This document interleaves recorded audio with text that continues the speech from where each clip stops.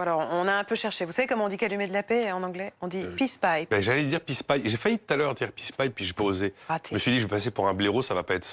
Bon, pourquoi on parle du calumet de la paix en anglais? Parce qu'il y a un apaisement commercial ce matin entre la France et les États-Unis. Emmanuel Macron a annoncé hier soir sur Twitter un accord avec Donald Trump qu'il a eu au téléphone pour négocier la bonne façon de taxer le secteur du numérique. Ça veut dire que nos produits français vont échapper aux sanctions américaines? Absolument, c'est la première des 3 infos. Nos fameux produits français ne seront pas taxés fin janvier à 100%.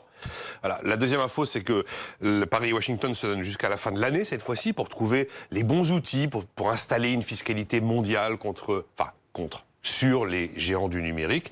Et la troisième info, c'est que Bruxelles a dit clairement, avec une voix assez ferme de la part du nouveau commissaire français Thierry Breton, attention, s'il n'y a pas d'accord, nous les Européens, on fera notre propre taxe et ça va faire mal. En tout cas, aujourd'hui, que ce soit les vins pétillants, le fromage, le roquefort, les cosmétiques ou encore la maroquinerie ne subiront pas ces fameuses surtaxes douanières à la fin du mois de janvier. D'autant que certains produits sont déjà taxés depuis octobre à 25%, après que les Américains ont décidé d'imposer des sanctions en raison des subventions accordées par les Européens à Airbus. Mais ça ne veut pas dire que la bataille sur la taxation des géants du web s'arrête. Non, ça va continuer. Aujourd'hui même, Ursula von der Leyen, la patronne de la Commission de Bruxelles, va rencontrer Trump à Davos pour le grand forum économique mondial. Au même endroit demain, c'est Bruno Le Maire qui va rencontrer son homologue américain. Mais sinon, c'est sous l'égide de l'OCDE que cette grande négociation a déjà été entamée, qu'elle doit se poursuivre sur 2 piliers. Alors c'est hyper technique dans le détail, mais les 2 piliers, c'est comment trouver le bon outil pour taxer le business, là où la consommation est réalisée, et pas là où l'entreprise a implanté son siège. Souvent, c'est en Irlande ou au Luxembourg. Et le deuxième pilier, c'est